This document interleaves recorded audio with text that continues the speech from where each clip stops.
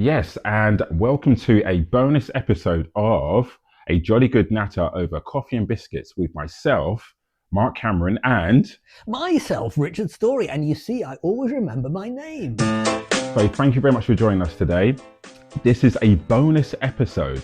The reason why this is a bonus episode, Richard, my super friend here, has been in the Big Brother house for Have I? Have I? Yeah. Oh yes, I was. You're right. Yes. Sorry, I forgot. Yes. How long have you been in the house for? I was expecting to be kicked out within a week or two because I just assumed that the old fogies would be the first ones to be evicted. Remarkably, by some extraordinary unfolding of events, I stayed in the entire 7 weeks and incredibly won the wretched thing. I still can't quite believe it. It hasn't fully sunk in even now. But I'm hugely grateful to everyone who took the trouble to vote for me, although I do feel a little guilty about inspiring so many people to waste their life watching trash telly. So there you go, 7 weeks. My good friend Richard had spent 7 weeks of his life in the Big Brother house. So Yes. if you're unaware of Big Brother, I'll just explain it for the one person who probably doesn't know the TV show. It originated in the Netherlands, just to let you know. And it is based on a George Orwell 1984 book. That's correct. Where they surveillance the housemates 24 hours a day. This is for the show, by the way, not the book. Yeah. And so they surveillance each housemate for 24 hours a day, and they put it into snippets so you, the audience, can watch it. So Richard was on the UK version, so the British version of the Big Brother show. And how did it feel to be in there for such a extended period of time? Did you enjoy your time? Did you make many friends? Yeah, tell us what you really enjoyed. Well, before you go in, you kind of think to yourself, how am I going to cope with being on camera all of that time? Not just camera, but microphone as well. Everything you do, everything you say is filmed and recorded 24/7, and in my case for 7 weeks, day and night. It never ends. And I can tell you, they even have cameras in the loos. Oh, they do? They never show that bit. I did not know that. Everything's there. Now, the cameras in the loos are just CCTV for security purposes, in case you have an accident or in case someone decides to try and have a secret conversation, that kind of thing. But everything, you have no privacy at all. Interesting. And even at night time, you're filmed, and the camera's switched to infrared, so they can see you lying asleep in the bed. You've probably seen it in black and white. Yes. And when you're about to go in, you think, how am I going to cope with that? Now, over the years, I have been on TV and radio quite a number of times, so I'm kind of accustomed to that, but I didn't know how I was going to respond to the consistent nature of it. But the funny thing is, and all the other housemates were saying the same, once you actually get in there, even though you can see all these cameras all over the place, you just kind of don't really notice them. You just kind of get on with interacting and talking about stuff and whatever. And it's just like being anywhere, really. Yeah. Found out later that there were a lot more cameras, even than the ones we could actually see. And we also found out that there was a behind-the-scenes crew at any given time of just over 400 people manning all of the technical stuff and all of that stuff. Well, we never saw any of those, apart from once. There was one single time. You see, we had to change our batteries twice a day, morning and evening. Well, I woke up hours before everybody else most days. If you watched it, In fact, some people thought that I didn't even. They thought that I slept in my clothes because the lights came on and then I was fully clothed already. Just get off the bed, and they thought I'd stayed like that all night. But it's actually because I'd been up for hours already, had my shower, done my reading, done everything, and there was nothing else to do. So I just went and lay back down on the bed. But yes. There was a little sort of a secret hatch where they'd put the new batteries in, and they'd make an announcement and say, new batteries are now there in the hatch, go and change them. And because I was the first one awake, it sort of became my little unofficial task to go and collect them, go round to everybody and change them. Brilliant. But one morning, I actually heard the sound of the hatch being opened and the batteries put in. So, oh, right, batteries. So I scooted over to there, opened the door, and there was the fella putting them in. And I said, oh, should I just take that? And he just quickly slammed the door because we're not supposed to have contact with anybody, you see. So that was quite fun. Yes. That is brilliant. That is absolutely fantastic. Yes. So You don't have any concept of time in there either, do you? Because you don't have any clocks or you don't have any watches. That's right. There was a little digital clock on the cooker in the kitchen Oh, area, there was. Oh. but you could only see that when you were in the kitchen. Yeah. Once you go into the bedroom at night time, they put the shutter down and you're kind of sealed in there, and you've no idea what time it was. Yeah. And there were several occasions when I would wake up and it was all dark, couldn't see anything apart from in the half light. And I thought, oh, well, I feel awake. Let me get up and I'll do my reading and do my shower and everything. And I go through into the bathroom area, and this whispered voice would emerge from the ether and say, Richard, this is Big Brother. It's still very early. Go back to bed. One time, I went back, laid down on the bed, and lay there, staring into the darkness for what seemed like ages. I thought, well, it must be getting to a decent time now. Yeah. So I sat up on the bed and looked into one of the cameras and kind of looked at it and went like this. And kind of pointed at my wrist and said, what time is it now? Can I get up now? And the camera went left, right, left, right. The camera shook its head at me. Brilliant. So I laid down again in the darkness for ages more. Big Brother is great. Well, there you go. You see. So yes. That's really good that they actually do that. That the crew behind the scenes have got their sense of humor to actually implement it onto the camera themselves. That's brilliant. I love that. That is really good. So when you first, because obviously I knew a couple of days before you was going into Big Brother. Yes. Literally a couple of days, because you came to me and said, can you take all this food from my freezer and my fridge before it all goes off? So that's right. Those first couple of days prior to actually going into the Big Brother house, did you feel super nervous? Did you think to yourself, oh, like you said a few minutes ago, am I going to get kicked out in the first couple of days? Yes. What was running through your apart from thinking I just get my ironing done, which you kept telling me numerous times. Yes. Well, there was a small amount of apprehension, I suppose, but there wasn't really very much time to get nervous because it was all very last minute. They never told me, but I think someone must have pulled out or something, because I only had about 3 days notice or something that it was going to happen. So it was all hands to the pumps, and I had to rearrange my diary and all sorts of things. So there wasn't time to get worried. I was frantically packing and having I had to go and do what they call a VT. When you came to the Late in Lives, we'll talk about that in a moment. Yes. When you saw me up on the screen doing all this kind of posing and stuff like that was a recording session in itself. So we had to do that. They had to take all my measurements for all the costumes that were emerging throughout the series. So there was a load of stuff to be attended to in a very short time, and it was such a whirlwind that I didn't really have time to get worried about it particularly.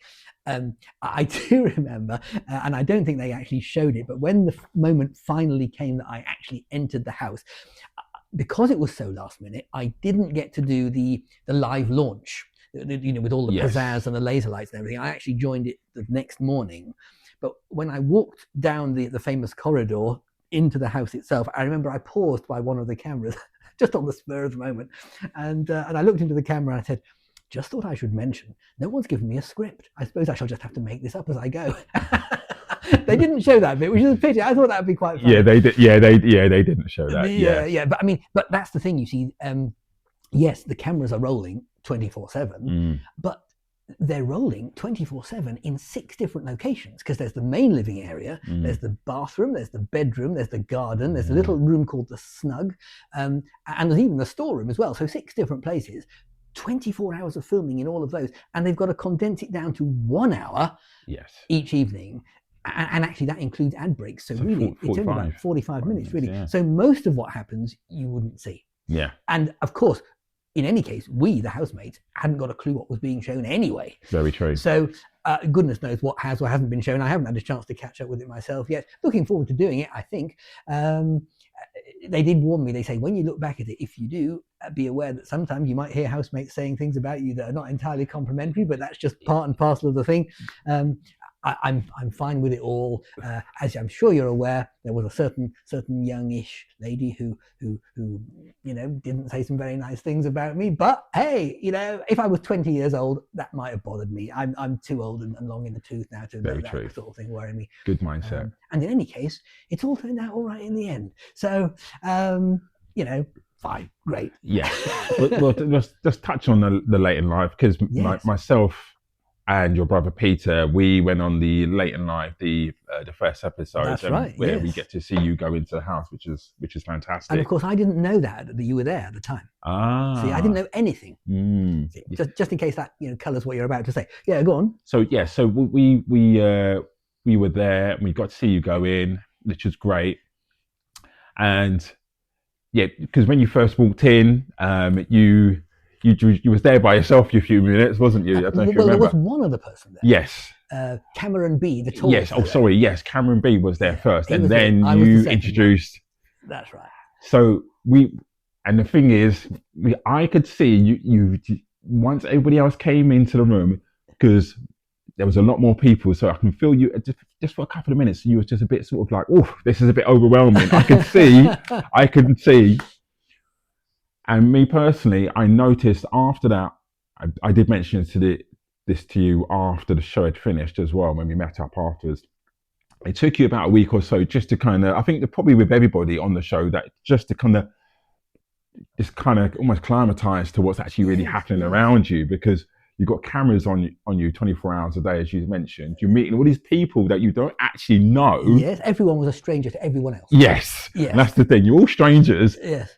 Stuck in this, this big brother house, and you just, do you fart all the time? Do you burp all the time? What are you like? It's literally, you don't know who's going to be what. So I can see you as a bit unsure, but then you naturally just came into yourself. A lot of people spoke to me personally and said, "Is that really Richard?" Oh. And I said yes, because people just don't know. They think you were. Some people thought you was playing a game. And I said, no, this is actually who Richard is. He's just a nice, calm, mannered person. You say the nicest things. You can come again if you want. Right, so give me the £50 later. That'd be great. Yeah. Actually, I think maybe we should consider doing a podcast about this. Yes. So I could see the first couple of days you was a bit sort of unsure, but I said, it's the same with anybody. Once you get to know someone, that's right, you naturally will start to just feel more relaxed within yourself, which was great. Me and Peter were very proud of you, the way you handled yourself, the way you spoke. So what was probably the most challenging part for you in the Big Brother house? Was it having to wear those costumes, or was it any of the challenges? Because you did have quite a few challenges there, and a lot of them were quite fun. Yes. Gosh, well, when you're saying all these things, a million memories are coming back to me. They're probably going to come out all in a bit of a jumble. I don't recall there ever being a challenge, particularly in terms of, I never really had a falling out with anybody, like I know some people did. Yes. So there wasn't a challenge there, especially. The challenges that faced me were more in the region of the fact that everybody there was much younger than I was. Some of them were only a third of my age. And every now and then, Big Brother would say, well, housemates, tonight you're going to have a little party. And everyone would scream and cheer and shriek with delight. And I thought, I know what this is going to be. It's going to be a disco. See, that's an old-fashioned word for a start. Disco. Yes, what do they call discos these days? I don't know. Anyway, whatever it is. And so all these songs will come on. And look, a song I don't know. Another one. Oh, here's another one I don't know. Oh, I don't know this one either. And they're all there boogieing away. I saw your face. I don't worry. We saw your face many times. But the interesting, so that was a challenge. The fact that I just kind of had to sit there and just put up with it. Yeah. But interestingly, when they occasionally put on something that I did know, and then I was able to start joining and do it. And I took some of the girls around the floor in some nice dance moves, and they were able to follow me. I was able to kind of steer them around. And suddenly, these girls who had really put on an effort and dressed nicely and all of that, suddenly were starting to look like princesses instead of just, swaying trees. And, and I hope they enjoyed that, because I think, it's nice to see young ladies some of their elegance Agreed. and poise and all of that. Agreed. So I hope that might have rubbed off on some of them. So that was one challenge, the music thing. Yes. The second challenge was to do with vocabulary. Yes. But believe me, that is if you go to YouTube or any other platforms, social media platforms, you are very famous for your trying to understand the vocabulary of the younger generation, as they say. Well, it's not just that. It's that they use the same words, but the words have the opposite meaning. Why would you say that something is sick if you mean that it's very good? Yeah. See, if I heard someone say something is sick, I would think it means it's terrible. Yeah. But not any longer, it seems. I'd love to know what words they use if they really want to say that something is sick. I mean, as in ill. I don't know. See, it's all a new language to me. But I did my best, and I tried to do it. There was one rather nice one. Marcus, if you remember Marcus. Yes. He told me. He said. Oh, he would just come out of his room in the morning, out of his bed, looking all bleary-eyed. He didn't get up very quickly, didn't Marcus? He'd just look at me and go, "What you saying?" See, like that. Now, I discovered subsequently that what you're saying means, "Hello, how are you? Good day," and all this kind of thing. That's just his salutary, regular greeting, you see. So I started saying to him, "Oh, what you saying?" He, "Oh, yeah, good, what you saying?"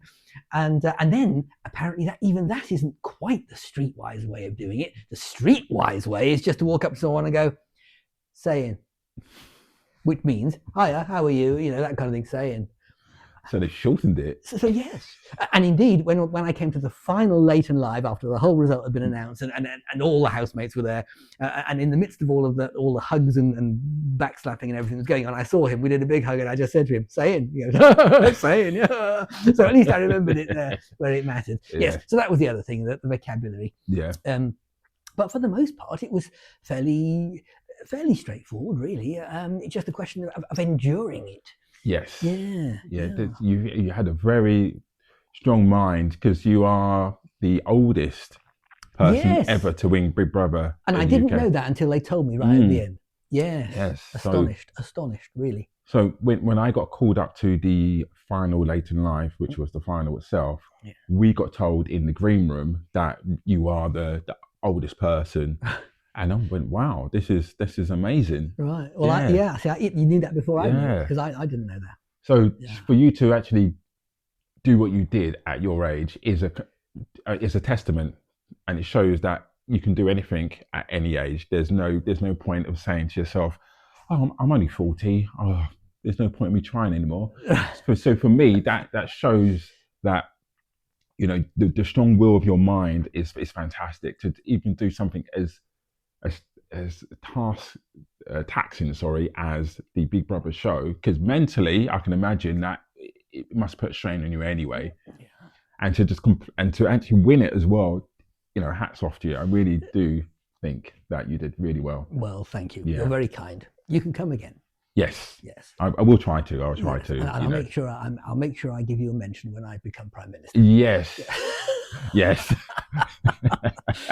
Yes. Are you going to reapply for, by the way, the application to be Prime Minister? Because it seems to be up in the air at the moment. So well, I mean, you kind of dissuaded me from in a previous episode from applying to be Prime Minister. So what I thought I would do is I would simply quietly wait until the post becomes vacant, and then when no one's looking, I just slip quietly in through the door and then lock it behind me, and just walk into the office and sit down. Okay. Yeah. I mean, that would work, wouldn't it? I'm not too sure he's going to get past the security, but yes. Well, you can say I am Richard from the Prime Minister. So Big Brother, sorry, not Prime Minister, from the Big Brother show, and I have applied to be Prime Minister. So please, can you? Yes, that's what we should do. Well, I mean, you may have noticed on one of the episodes. Do you remember the Wizard of Oz one? Did you see that one? Yes, where we all got given a little gift at the end. Yes, that was right. And Emily's gift, she opened her case and there was this big sash to wear that said Prime Minister across the front in big letters, because she's got quite a lot of political involvement in her personal life. And so that was an interesting sort of juxtaposition, you might say. You and I have our chats, and I'm always saying, "Oh, when I'm Prime Minister, I'll sort all this out." And then in comes a girl who really did want to be Prime Minister. Yeah, it's brilliant. Oh gosh, yes. But it was very interesting how, like you quite correctly say, that at first everyone was kind of finding their feet and Yeah. just figuring out how to make sense of all of this unusual situation. And inevitably, as time went on, certain people would gravitate towards certain other people. And as I'm sure you've seen, there was even a romance that blossomed between the two of which is them. nice. There were other little friendship groups. And the fella who I became closest to, the Scottish chap called Tate, Yes. he said to me, really, Ricky, you need to get yourself on TikTok. So I said, oh, do I? Because I know nothing about technology, as I know you've picked up. And so I said, when we get out of here, I'll help you set it up. Well, he was as good as his word. We set it up almost immediately. At the time of recording this very podcast, it's only been there for a couple of days, and it's already attracted over 30,000 followers. So many thanks to all those of you who have followed me on there and who've joined our live TikTok chats. That's been brilliant. Hope you've enjoyed those.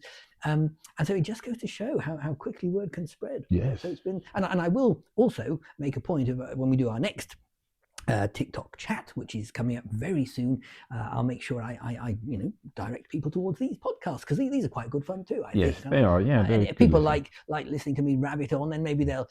See, most of the videos on TikTok are only about a minute or so, whereas of course this has a bit more length to it, and if someone wants a bit more, something more than just more a substance, bite-sized, that is how are you finding the TikTok life, because it is for a younger generation. Once again, as you mentioned a few minutes ago, in the Big Brother house, you was dealing with people maybe 1/3 or 2/3 younger than you, as they say. Yes. So having to deal with technology, which I know I've had to help you set up your iPhone, your new iPhone, not quite a few months ago. So I know you and technology is. Yeah, it's a bit. I muddle through, I think, is the kindest way of saying it. Yes. And even then, I don't always get through it. I just muddle. Yeah.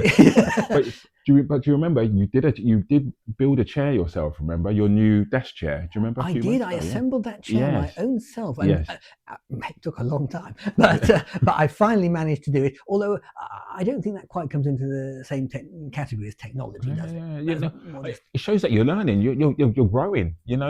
You assembled your own chair, and you've got TikTok, which to be honest, a year ago I would never think that would be you. So, well, it wouldn't have occurred to me if someone else hadn't suggested it. Well, yes. Yes, I can only just hold my hands up and say how extraordinary it is. But you see, that's what makes it all the more astonishing, because I think it's a fair assumption that most people who would watch a show like that are going to be at the younger end of the spectrum. Yes. And are therefore going to identify more closely with the younger housemates, and they're going to be more likely to vote in their favour, which is another reason why I was doubly astonished when the result turned out as it did.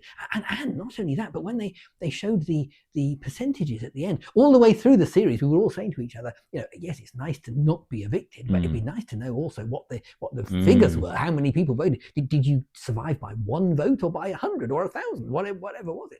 And even on the last night, they still didn't say what the actual figures were. They just said the percentages. They did. But it was a healthy percentage. I think it was about. You had 39, yes, and Elsa had 28, if I remember. So 11%, and they said they had over 2 million votes total. So it was a respectable margin. Yes. But all the more astonishing for that. Yes. And when the two of us were just sitting there at the end, she and I was sitting there thinking, gosh, because she'd had all the romance story and everything, and I thought, I wonder whether that'll just win people's hearts and will be sympathetic. And up until that point, when they announced 6th place, 5th place, 4th place, I was just sitting there with eyes closed. Is it me? Is it me? Is it me? Getting ready to go. And then, gosh, good grief, I survived that one. And then when it was just the two of us, this time I didn't close my eyes. We just gazed at each other, and I gave her a little wink, and we just kind of smiled and kind of did these love heart signs with your hands, and all of that. But then when they announced it, I was absolutely gobsmacked. I really thought she would have got it. Just goes to show, Big Brother house is full of surprises. Yes. Well, I was speaking to Elsa's mum and dad in the green room. Right. And because I said it may sway towards Elsa just because she has a following on, I think it's Instagram or TikTok herself. She has quite a big following. Right. So they could, to the extra, 200,000 or 200,000 followers that she has, they may help her get her across the line. Right. But as I mentioned to you, I had a feeling you was going to win, didn't I? Right. So you mentioned it, and a lot of people have said similar things, and and apparently I was the bookies' favourite as well. It's extraordinary to think that people were actually, paying out their hard-earned cash, confident that they were going to make a bit on it. Yeah. And apparently, towards the end, I was odds on. You know what that means? Yes. Yes. So, which is, even more extraordinary. Yeah. Every day I find out something else that surprises me all over again about this whole bonkers process. Yeah. That's a word I started using increasingly as it was going on. In the diary room, Big Brother was saying, how would you sum up your experience here? And I don't know whether he wanted a particularly intellectual answer. He didn't get one. I was saying, well, it was an absolutely bonkers, madcap, extraordinary, ridiculous game. But I wouldn't have missed it for the world. It was an extraordinary thing which I will never ever forget. Fantastic. So, obviously, just going to mention about your famous rap. Do you know, after I'd done that, I forgot all about it because there's so much else going on. And then I emerged to discover that it had a number of views and a number of additions made to it, shall we say. Actually, I can ask you, given that I'd never composed a rap before, what was your, did it come across well? I enjoyed it, yes. It was very good, yeah. Maybe you and Eminem can collaborate. Well, I do like a nice bag of M&Ms. Yeah. Yes. Marshall Mathers. As long as I've got the nice red ones, they're my favourite ones. Yes. Well, yes. Gosh. It was brilliant. Gosh. Well, if you say so. It was brilliant. It made the way you went about it was brilliant. It made everybody chuckle, and the fact that it was top of your head. Yeah, you can't knock it. It was brilliant. And I was 60-year-old rap. Yes. Can you believe it? It was great. I really enjoyed it. Dear, oh dear. Well, I'm glad you did. I don't see. I don't know. There's just something peculiar about that whole environment where you just don't remember that everything you say and do is being recorded, and any or all of it could be put out there to the nation and put on YouTube and wherever to be viewed forever. Yes. And it just doesn't stay in your mind. You're just kind of focusing on whatever the task is that day and doing whatever it is. And yes, that rap will probably still be there when I'm 97 or something. But yes.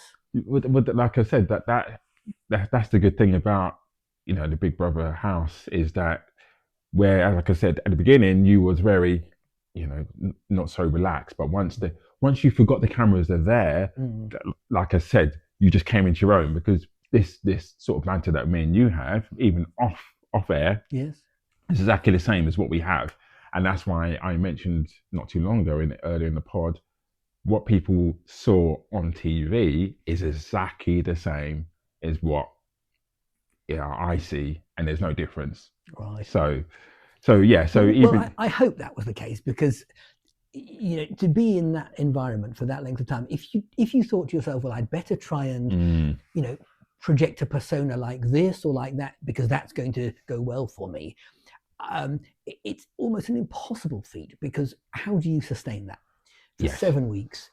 The cracks are going to show if you're not yourself.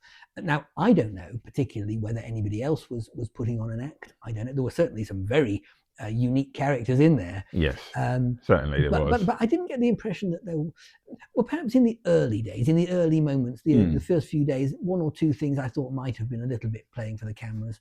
But that all seemed to fade away after a little while, and people just did seem to be themselves. Yeah. Because there was one particular person that thought you was playing a game. We saw the VT as well, even on the late and live. Yeah. They mentioned that they thought you were playing a game. Now, how did you feel when that person kept mentioning this? You're playing a game. Did you think they were playing a game themselves particularly? Well, it's interesting, isn't it? I know it's a bit of a that's a bit of a fiery question, but well, you don't have.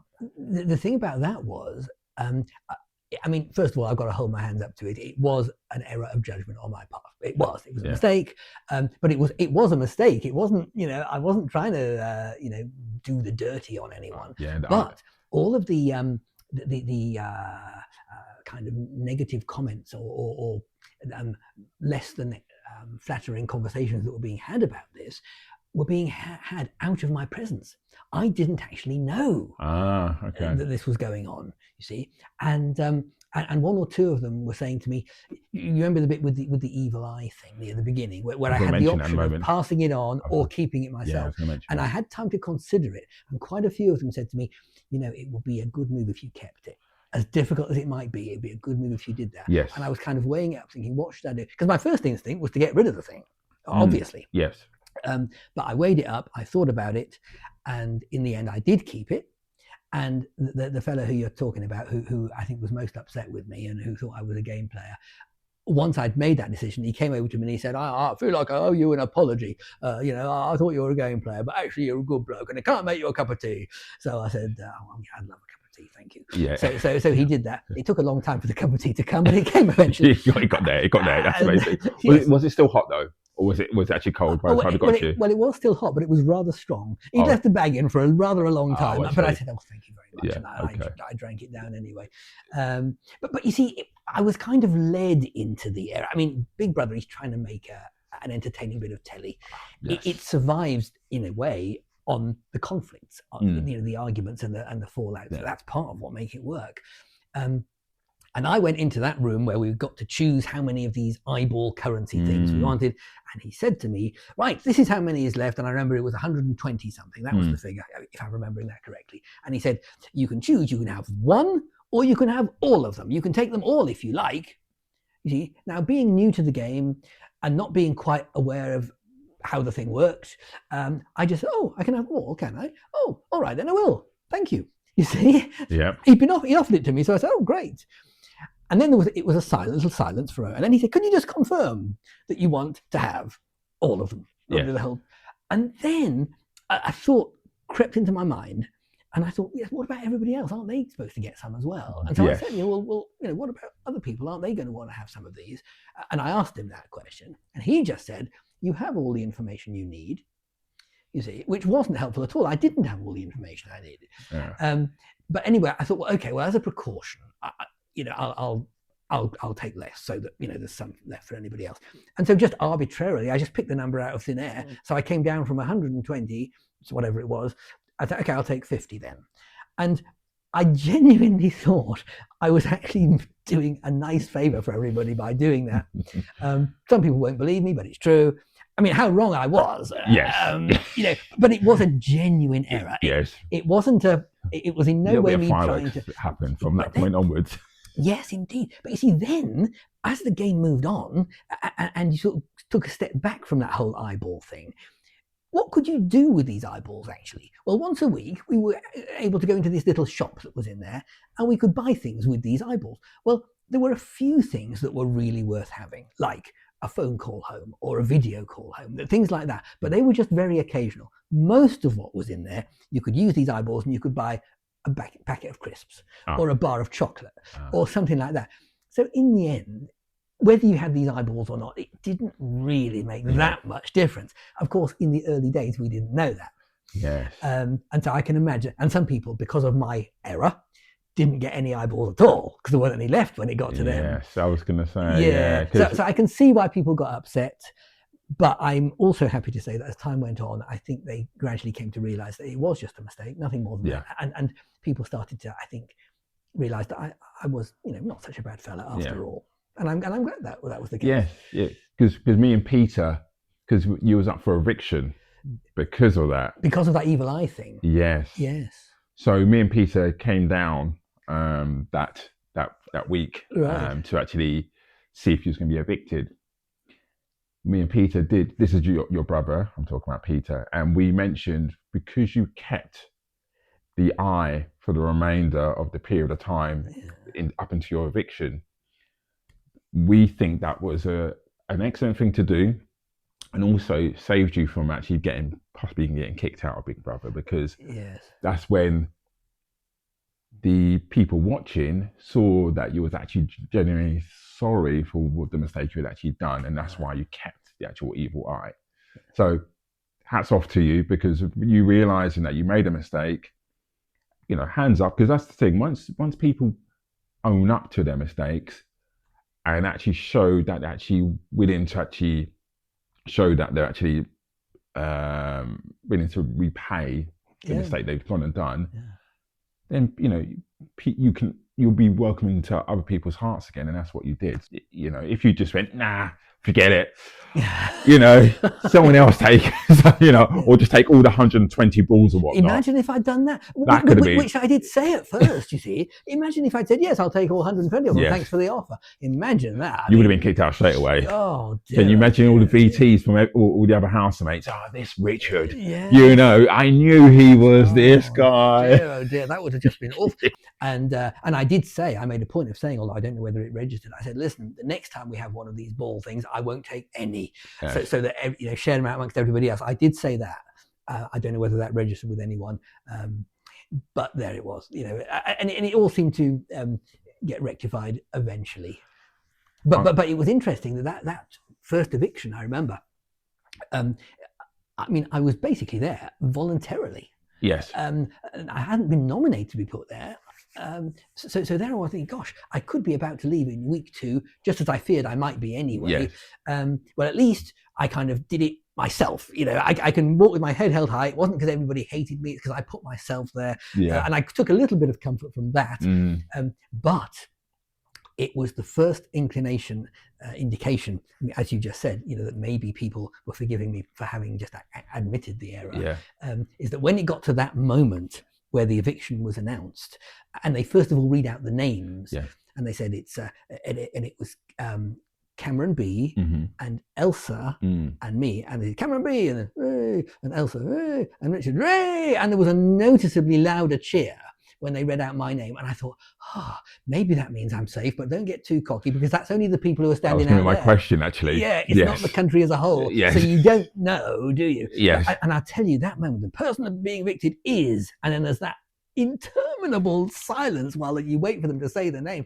And I was sitting there going, and I was thinking, you're looking like someone who's got chronic constipation. You should be sitting there with a bit more demure suavity and sophistication than that, but I just couldn't help myself. I'm there with my face screwed up, my fists clenched, and the person being kicked out is, and after ages, Cameron B, and I thought, and it was absolutely exhausting. And afterwards, after he'd gone and the whole show was over and everything, Tate, who became my best mate in there, he said, hey, do you fancy a wee poached egg? And they see, now he was one of our chefs. He cooked loads of meals, and they were all very good. It wasn't just someone being helpful. He knew how to cook, and he could do it. He even made a couple of cakes while we were in there. Wow. That's impressive. And some of them he could rustle up really quickly. I don't know how he did it. But anyway, and I said to him, I thoroughly enjoyed all of his cooking all the way along. I don't think I cooked a single thing all the time I was there. Yeah. But the meal that I appreciated the most, while I enjoyed them all, the one that I absolutely appreciated was that one right then. As simple as it was, poached egg on toast. But at that moment, I was so knackered and so exhausted and so drained from all of the thing of that week. And then, am I going to be kicked out or not? Phew, I've been saved. And just eating that poached egg on toast, I don't think I'll ever forget that moment. It was just such a relief. I enjoyed every bite of that. Yeah. So that was great. Yeah, Tate. Yeah, from me watching the show, I really enjoyed watching Marcus and Tate. They're the two people that I really enjoyed watching. They seemed really down to earth guys. Really funny as well. All the rough and tumble. Yeah, that's it. And doing their exercises and all that sort of stuff. It was brilliant. So from my perspective, I'm glad that you managed to mingle with a couple of people that really got on your click, and they got on your and they got on your click, and vice versa. So it was really nice to see that you got a personal chef, it sounds like, as well. Well, there were others at first. Gradually they got voted out, but he stayed in till the end, and I'm hugely grateful. Because it occurred to me that if he hadn't done that, he did it of his own volition. He just said, okay, 10 of us here, right, I'll just start then. Yeah. And he was making all these massive meals for everybody. And at first, he even had to do things like gluten-free and vegan for various people who were there. And he just got on and did it, and it was marvelous. And I thought, if he hadn't done that, can you imagine 10 people all trying to sort themselves out and make their own little dinner or something? It could have been chaos. It could have been, yes. It could have been, yeah. So it's funny how in week 2, yourself and Elsa were going to be voted out. Yes. and you both survived to the actual final, the last two people in, isn't it? That's amazing, isn't it? Isn't it extraordinary? With the, just very quickly before we do our taste test. Oh gosh, yes. Yes. We this is we're gonna, because this is, as this is a bonus episode, we do have a taste test. We may have two taste tests. We're not too sure. But this situation with Cameron just before he got kicked out, because it all flared up. Do you remember? Oh, that house meeting, yes. Yes. When they suggested that, I knew that was going to be a disaster. They should never have done that. Yes, and that was some. I was going to talk to you about that, because that, the way the outside people are going to see that, they're going to see maybe that he's aggressive, or he's just, trying to shut people down, maybe. And maybe he wasn't trying to maybe do that. He was just trying to get his voice heard. Yes. But people may see it in a different light, and that's why he got kicked. How did you feel about that situation, about the house meeting? Yes, I don't remember specifically what Cameron may or may not have said. Yeah. But I do remember that it very quickly just descended into a lot of people all talking very loudly, simultaneously. Yes. And in fact, that was a hallmark of the whole time there. Oh, really? Okay. Because, I mean, I would stop short of saying that it was shouting. It wasn't quite shouting, but it was certainly very loud speaking. And, you and I are sitting here now having a conversation. Sure. So I'm speaking and you're listening. Then in a moment, you'll be speaking and I'll be listening. It's very rare that we talk over each other. Yes. Sometimes we do, only when you get something completely wrong and I have to correct you.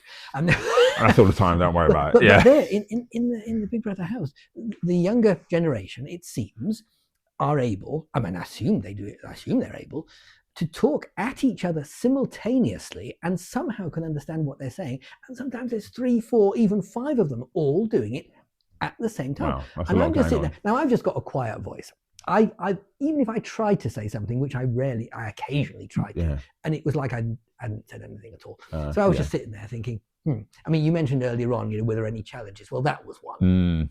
I couldn't really get involved in group discussions. In fact, there were times where somebody else with one of the loud voices would say, oh, well, let's hear from Richard. What's Richard got to say? And then everyone would shut up and all turn and look at me, and then I could speak. But only when someone had kind of prepared it and prepared the ground. I couldn't just interject. Okay. Having said that, I did have a lot of very nice conversations one-on-one. When I was just sitting with one other person, we were able to have some good chats. That's your specialty. I know that's always been your specialty. I was much more comfortable there. And it was much more wholesome and more meaty and more satisfying anyway, rather than all this superficial stuff. And also, of course, it was one-on-one in the diary room as well, where I have to say I thoroughly enjoyed, absolutely relished teasing Big Brother every chance I got, and secretly I think he quite enjoyed it as well, because everyone I think was a little bit in awe of him, tugging the forelock. Oh yes, Big Brother, yes, and I was just saying things like, it's all well and good hiding you behind your camera, but when are you going to come and show your face, you coward? I'm sure you're not that ugly, and things like this, and he seemed to quite like it. And I came up with a nice one time. It just occurred to me on the spur of the moment. I sat down there and he goes, "Hello, Richard." I said, "Hello, Big Brother. I've got to tell you, I'm extremely impressed." And he said, "Well, what are you talking about? What are you impressed with?" I said, "Well, every time I come and sit here and it sounds like I'm talking to a real person, but it looks like I'm talking to a camera. It must have taken you ages to perfect that impression. How long did it take you? When you talk, I can't even see your lips move. It's really, really good." Things like that. And I just loved all that kind of oblique observation, you might call it. It was good fun. And I kind of came into my own, I think, when I was just having these one-on-one chats. In the group situation, forget it. I just didn't have the volume. I didn't have enough decibels. Okay, and just actually, one more question actually, just before we do have our taste test. With the diary room, so can you go to the diary room anytime you want? Or do you get called by the Big Brother itself? Or can you tell me that? It's both. Sometimes you'd be just pootling around doing whatever, and an announcement would come on there. Would Richard come to the diary room? Oh, okay, yeah. Other times, if you just had something you wanted to say, you could just go, and there was a little like a doorbell, and you press that and wait. And we were told that, you can come and do that anytime you like. The only time we couldn't go was if someone was in already. But you could go anytime you liked, we were told. And it was usually true. Sometimes you could go and ring the bell and you wait 10 seconds and they let you in, and sometimes they didn't. Then you ring again and still no one there. so it wasn't quite as watertight as we were led to believe. But a few times, there were times when I went on my own bat, pressed the thing, Didn't get in, no one answered, so I went away again. And then maybe 2 minutes later, they'd say, would Richard come to the diary room? Oh, I see. So one way or another, it usually worked out okay. Yes. Yeah, okay, brilliant. Yeah. But part of that evil eye thing we were talking about, if you remember, one morning he said, would all the housemates gather at the sofas? So we all sat there. And then he said, would Richard come to the diary room? Oh, right. And so I went, and that was the time. And it all came on the screen by the sofas. They were all seeing what was happening. And that's when I had to eat what was called the cursed curry as part of my evil eye experience. And I went in and I saw this plate with a tin hat over it, and I thought, oh gosh, what am I going to find under there? Immediately thinking about I'm a Celebrity, where they have to eat all sorts of awful That's on at the moment, isn't it? Yes. Yes. And I thought, what am I going to find under this thing? And there was a glass of water at the side as well. And I thought, oh, crikey. They said, Richard, lift off the cloche and put it on the floor. And the curry that was there looked horrible. It was a very bright red colour. It looked like it was Vindaloo times 50. Oh, yes. And I thought, gosh, I'm going to be spending a lot of time in the bathroom this afternoon. I mean, also, who eats curry in the morning? Yeah. I just had breakfast. I said, you've got to eat this cursed curry. It's a mixture of, and he started reeling off all these ingredients. It's anchovies and pickled onions and da. And actually, the individual ingredients themselves didn't particularly bother me. I noticed it was full of red chilies, all sliced up. And he said, you've got to eat it. And if you don't finish it all, then your subsequent punishments will be even worse. Oh, gosh. Anyway, so I took the first mouthful. And I thought, actually, that isn't too hot. It wasn't as bad as it looked before. Yeah. So I started dressing it up a bit. I said, oh, it's very nice. I said, oh, lovely. I'm getting nice herbs and spices and aromatic. I'm thinking of palm trees on tropical beaches and all this kind of stuff. And what I was doing was I was picking out the chilies because I thought, I don't want to do those. I would say. Yeah. And after a while, he noticed, he says, you've got to eat the chilies as well, you know. I thought, crikey, you trying to make me ill? So I'll try one, I said. So I tried the one, and actually it was not. No, it wasn't that bad. No. So in the end, I finished the whole lot. Oh, brilliant. And it was all right. So a lot of it was not just that, but a lot of the tasks we had to do, I'm sure they looked worse than they actually were. Yeah. Okay. I mean, thankfully, I never got gunged. I never had anyone chuck a bucket of anything over. Oh, yeah, they were quite funny. Even those weren't that bad, really. Yeah. Although I'm eternally grateful that I wasn't on the receiving end of any of those. Yeah. So, sorry, I forgot what your question was. Did that answer it? Yeah, that's fine. Yeah. Right. So let's do our famous taste test. Yes. Now I noticed that you brought something there, but I do have with me a couple of items we were supplied with various snacks and things on the Big Brother set at various times, and I just kind of brought a couple of those along with me. Yes. I suggest. Well, we don't have to do them both, but only if you haven't seen them already, because they're not particularly unusual. Yeah, no, let's see what you got. Let's just see. This is what I've got. So I've got here, I've got savoury and sweet. So the savoury is this, a packet of Scampi fries. Have you come across that before? I've had a similar packet, but not those. Not that one. So this is a new experience for you, is it? Mm-hmm. Well, it is for me as well. That's that. And the other one is this. Mini Maryland cookies. I've tried those. You've had those? Yeah. Oh, well, let's do the savoury one then. Do you want to break the seal and open these little goodies? Okay. See, now, this is from the Big Brother house itself. Good on packaging. There's not much air if you think of it. Yeah, because if you get a packet. Oh, quite often they blow it up, don't they? Yeah, so you get. Yeah. So 30% of it is the crisp itself, and the other. I noticed there it says it's 27 grams, and usually a bag of crisps that is much bigger will say 25 grams. Interesting. Yeah, so they kind of gone well. Maybe they're worried about the environment, keeping the packaging to a minimum. So let's try it simultaneously then. Yes. And everyone in listener land can hear our satisfied munching. Yes. Are you ready? Here we go. To be honest, I'm not actually getting very much flavour. I'm getting just the one. Yeah. If I didn't know, if it didn't say Scampi on the packet, I don't think I'd be leaping up and saying, I know what that is, it's Scampi. Where this product wins is in its crunchiness and in this kind of slight texture of it. It's coated in this sort of slight powdery stuff. It is powdery, yes, 100%. I think that scores above flavour. But actually now that I've finished a few of them, there's a bit of an aftertaste, which is quite pleasant. So there is more. It kind of gets better. Yeah. I mean, that's probably the way they want you to get Yes. more and They want more you to and go back more. and open another packet, don't Yes, they? that's right. Yes. Oh, well, we can't because it's the only packet I've got. Well, Uh, okay, so what do you think the scores then? I wonder whether, because all of our other taste tests, we landed on pretty much the same scores, didn't we, for much yeah. of them? Do you remember when you bought those sweets? Oh, in the shop, in the thing. Yes, and we Yes. both gave it really high marks because we both having flashbacks of us being 7 years old running That's around. right. Yes. Do you know, when I was in the Big Brother shop changing the eyeballs, one of the things you could change them for was pick and mix sweets. Oh, And they had all these jars up there. I don't know whether that was shown or not. But there were these little kind of little serving trowel things where you would like go like that and oh yes. get a load of them and put them in a bag. But these trowels, frankly, weren't the right shape for those shaped jars. You could get them in, but even though you dug down, by the time you lifted it out again, there was only 2 or 3 sweets on the trowel. Ah, look at that there. So it's good, and this bag was quite big, and you're going to pay for, I think, 4 eyeballs for this bag of sweets. So, yeah, I was going to be there for hours. And most of the sweets I wasn't even interested in, but they had Maltesers, and I like Maltesers. So I was going with these Maltesers, going in 2 or 3 at a time with this daft little trowel. And then I thought, this is no good at all. So I just put the trowel down, picked up the whole jar and just tipped it in. And Big Brother said, "Are you clearing me out of Maltesers, Richard?" And I said, "Yes, I jolly well am." And it still didn't fill up the bag even then. I had to go and get some more sweets from somewhere else. And to this, I've still got some of them left even now. Oh, really? Yeah, I don't eat them very quickly. Yeah. Yeah. So yeah, so what's your score for the scampi fries? So I'm going to give this I'll give it a 7 actually. Oh, that's interesting. We are kind of. I've got my score ready as well, and we're sort of in the same kind of ballpark. Yeah, I give it a 7.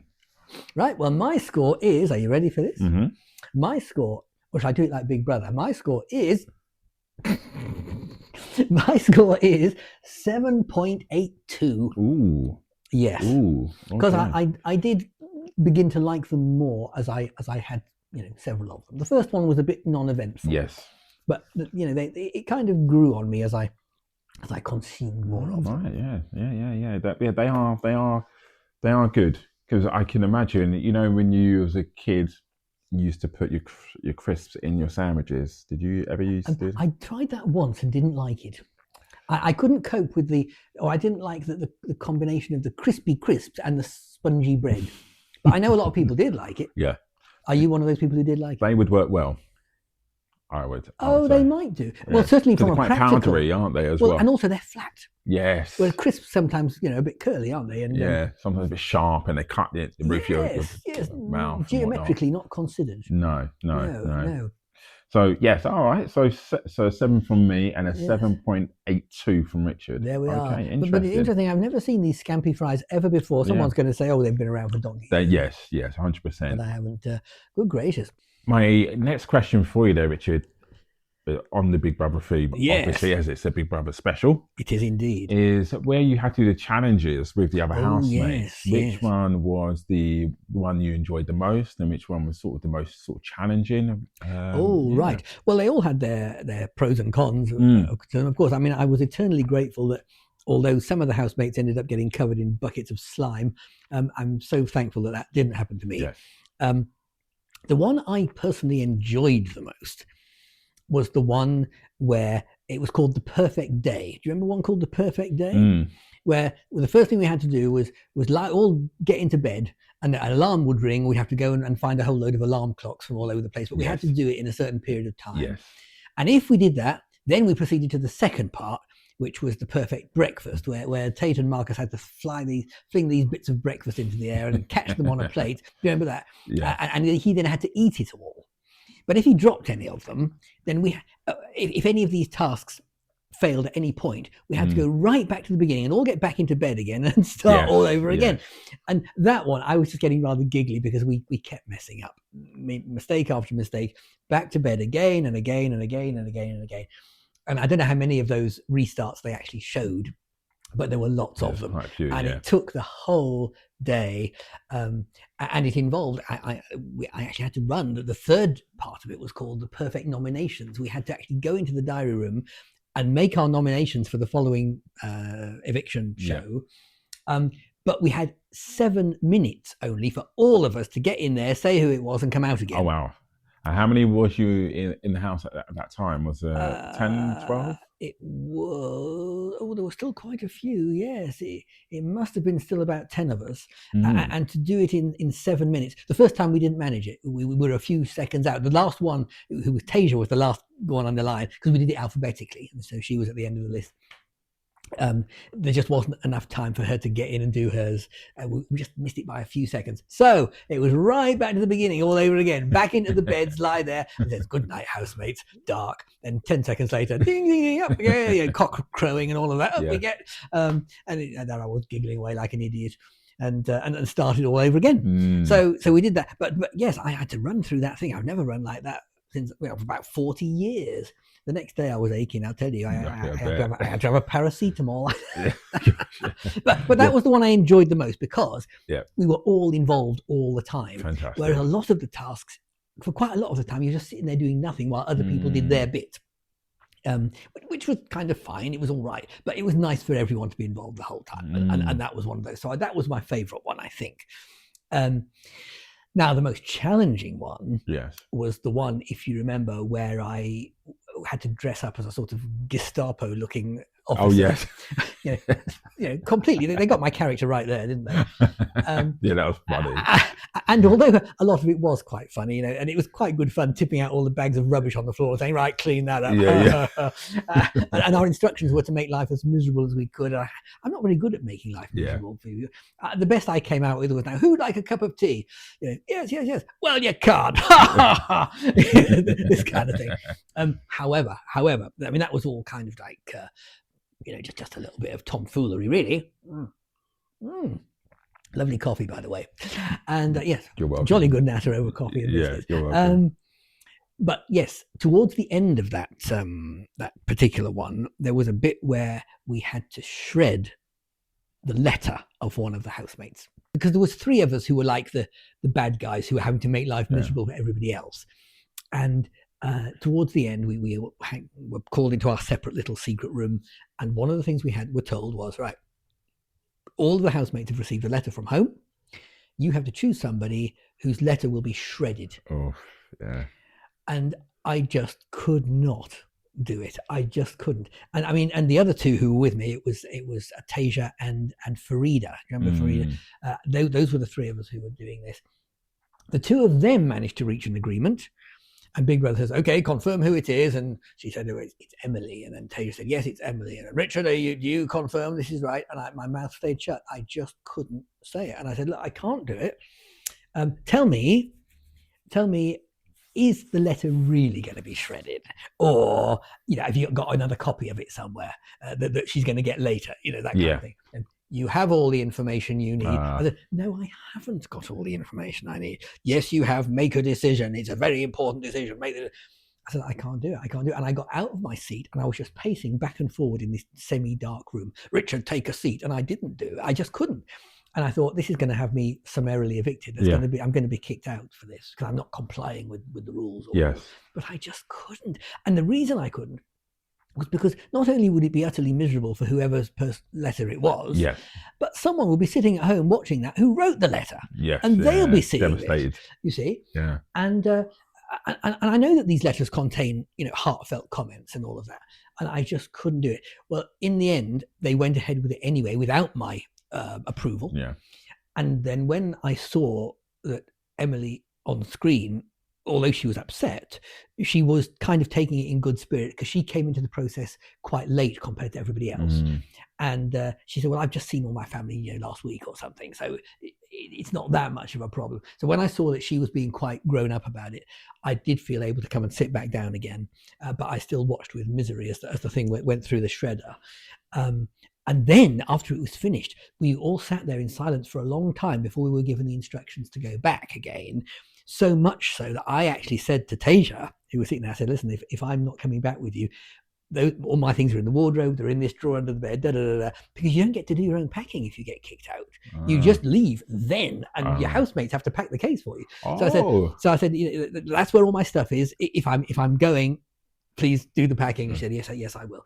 Well, as it happened, I didn't have to do that. But that was the most challenging moment. Yes. Obviously, when you got the message from your son. Yes. Oh gosh. Yeah.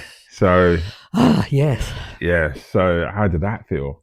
Because you've been in there for a couple of weeks, so you hadn't had any contact with the outside world at all, and then suddenly you get a message from your family member. Yes. Well, it wasn't a couple of weeks. It was about 5 or 6 weeks by Yeah, that stage. yeah. So Well, prior to going into the house, he and I would speak on the phone pretty much every day. And if we didn't speak on the phone, there'd at least be a text message. And when I first told him I was going to be going on this thing, first of all, he was thrilled, absolutely over the moon about this. Dad was going on the telly. My questions are brilliant. But then when I said to him, but it means that for as long as I'm in there, we're not going to be able to talk to each other at all, no contact whatsoever. And I have no idea how long that's going to be. Potentially, it could be 7 weeks. In the end, it was 7 weeks, but I didn't know that then. So his enthusiasm and excitement was somewhat dampened by that revelation.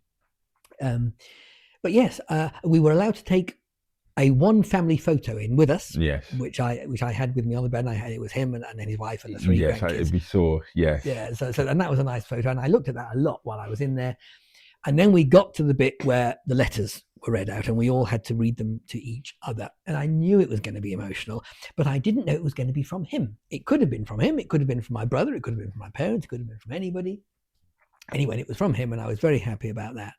And we had to choose who we wanted to read it. And I asked Emily to do it because I'd read her letter out. So it just seemed like that was the right thing to do.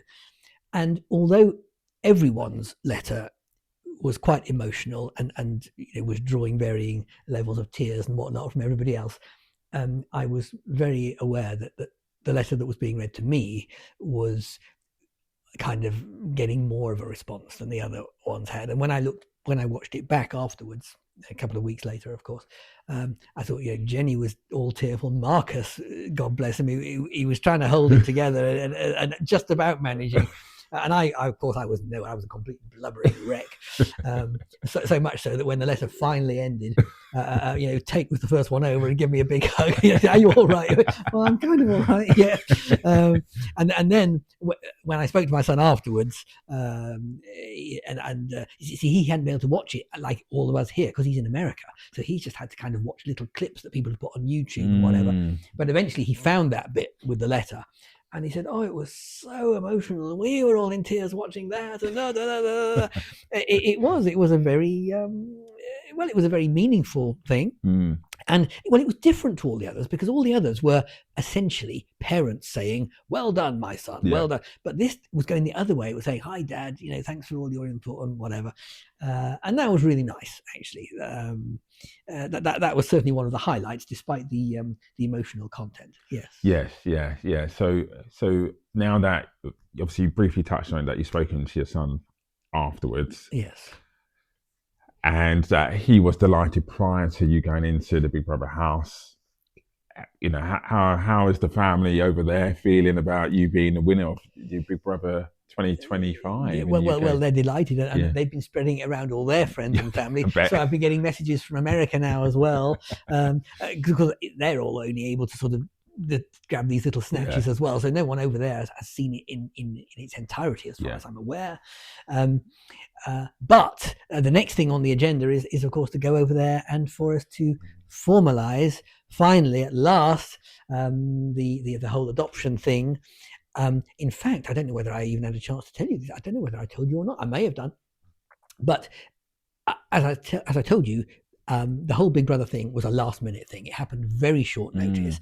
And we had already opened a series of discussions with an attorney in America. Yes, I remember you briefly touched on that. Well, and I had to go back to this attorney, having had an online Zoom meeting with him to get it all started.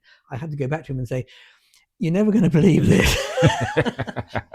but do you have a show in America called Big Brother? And he goes, well, I've heard of it. And I kind of explained what it was. And I said, they've asked me to go on it, and I might be on it for quite a while, but I don't know. And he said, well, all the best with it. Sure, just get back to me when you're finished. That's and good. All that. That's nice of them. So yes, that's the next thing on the agenda to get that back into motion. Brilliant. Oh, that's really nice. Yeah. So, and the grandkids are going to be like, Granddad. Yeah. Well, and it was lovely to see them on the phone as well. And and I saw them with their birthday presents that I'd arranged to send before I went. I managed to at least slot that in. Brilliant. So, that's good. So that was good. and they were very happy with those. So yes. I mean, the whole thing of getting back to normal life is chugging along nicely. I'm still dog tired, but apart from that, everything's all right. Yeah, that's really nice. That's absolutely excellent. When you had the final sort of 2 weeks or so prior to you Big Brother leave it, you ending Big Brother. Yes. So, what were the discussions in the house? What was the atmosphere in the house with the other housemates as well? Because did Big Brother say you've got a couple of weeks left? Did you know mentally you've got 2 weeks or 3 weeks left of the show left? Yes, we were kind of ticking off the days in our mind. Oh, right, okay. And there was a degree of repetitiveness to the. Actually, that sounds like a bit of a negative word. I mean, there was a structure. And now I can't think what it was. Like, for example, Wednesday was always task day. Yeah. And depending how well we did at the task, Thursday was the shopping list day. Right. Where we would either get a luxury budget, an economy budget, or a basic budget, depending on how well the task had gone. Friday was eviction day for whoever was nominated. Saturday, some sort of little games, something not. I can't remember now. Saturday, Sunday. And then Monday was nominations day, where we would all go into the diary room and say who we thought should be kicked out for whatever reason. And that took ages, especially early in the process, because some people would go in and say, oh, I don't know who to nominate. And so he'd start probing. And I did actually get as far as saying, why don't you do it from the positive angle and ask for people to say who they think should stay, and then the person who leaves is the one who gets the fewest positive comments rather than the one who gets the most negative ones. And it's interesting that the actual voting procedure for the general public was who were you voting to save this time rather than who you voting to evict. So maybe they listened. I don't know. Yeah, it's much, there we are. Much more interesting, because when we did the first Late and Live with yourself and obviously Peter was there, they told us they thought they'll change it this year to have a more difference, to see what the impact would be for the audience, which is great. Right.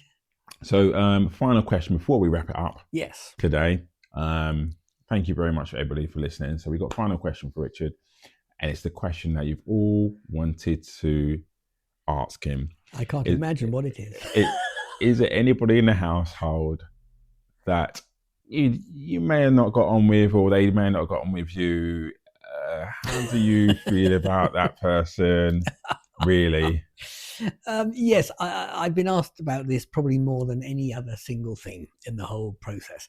I assume you're talking about Caroline, aren't you? Yes. God bless her. Yes. Yes, there were two sides to Caroline, and I did say this in the diary room on a number of occasions. When it was just she and I speaking together, just the two of us on our own, we had some really nice chats. That's then. nice. And I could see, and in fact, I could see from quite early on that there was a soft side to her. There actually, underneath all of that harsh exterior, there was actually a gentle spirit under there, and I hope for her sake that she nurtures the good side of her character. She did seem like she did have a soft heart. You just never quite knew where you were with her. Yes, I understand. Yeah, she, like you said, one-on-one conversations were quite nice. It was, and towards the end, if you remember, we almost got a little bit of a double act going, where we sort of spoke to each other as though we were all in our 90s or something. And she said, "Oh, you are good to me, Harold," and so, "Oh yes, I try my best, dear," and all this sort of thing. And it was actually quite amusing. And I thought it's a pity we didn't think of that earlier on, but there we are. Better late than never. Yes. Yes. Well, there you go. Well, thank you very much, everybody, for joining us today. Indeed, yes. We are so happy that Richard has come back to the normal world now. Real life again. Yeah. Yes. So, once again, congratulations on winning Big Brother, Richard. Well, thank you. Isn't it extraordinary how they call it reality TV and it isn't very real, really? Yeah. So, so we hope that you've enjoyed this podcast today and that Richard has answered any questions. If you would like us to do a part 2 on it, send us an email to ajollygoodnatter@gmail.com. Yes. And go on. Tell me I have noticed on our podcast, if you are listening to it on Apple Music or Apple Podcasts or Spotify, there's in the actual description section, there's a little button that says "Send us a text." Oh, So you didn't know this, Richard, no, but I didn't know this either until Right. earlier. If you click on that, you can Yes. actually even send us a text with your questions as well. Right. It'll come directly through to us at a Jolly Good Natter. Wow, I didn't know that. You see, Yes. technology and me, as you know, I don't know, mix it's terribly amazing. well. Yes. So yes, you can even, if you see that little green button says send a text, that'll come directly through to us, and we can reply to any questions you may have. And yes, if you do want to have a part 2 on the Big Brother special, Yes, because there's lots more I could tell you. Yes. please let us know, or just any questions in general, please get back to us. Yes, so Richard, you just wanted to mention, because now you're outside of the house, some people may be setting up fake accounts. So do you want to clarify Yes. just for the listeners out there, please? Yes, indeed. A little bit of housekeeping for you. There is an account that has been set up on X, formerly known as Twitter, which appears to be in my name and is covered in lots of Big Brother photos and all that kind of thing. I can assure you that is not me. I don't have an account on X. I mean, you're welcome to join it. It might be fine, but please be wary of getting involved in any discussions where you might think you're talking to me. I can assure you I'm not present on there. And of course, ignore any requests for money or anything like that. I would hate to think that any of you were getting involved, being drawn into scams or that kind of thing. However, getting back to what is genuine and real, of course, we're both very grateful to you for listening to our series of podcasts. And I am now on TikTok. I don't know whether I mentioned that already. You can find me at TikTok, Richard Story 341, and have a look at some of the videos there. That we've already got a huge number of followers. We've only been on live for 48 hours. And the take-up rate has been very encouraging. So do have a listen to that if you'd like to. And that is genuine. That really is me on there. Yes. So TikTok, great. X, not great. However, even on X, we do have a Jolly Good Natter on X. Yes. Over coffee and biscuits. That, when you come across that, that is real. But what is not real is the site that has my name, my personal name on it. Yes. So there we go. Yes. So once again, thank you very much for joining us on this Big Brother special. Yes, indeed. And be nice to each other. Yes, indeed, be nice to each other. And as always, as we always say, and particularly appropriately in this particular instance, don't cry because it's over. Smile because it happened. Goodbye. Goodbye for now. Goodbye.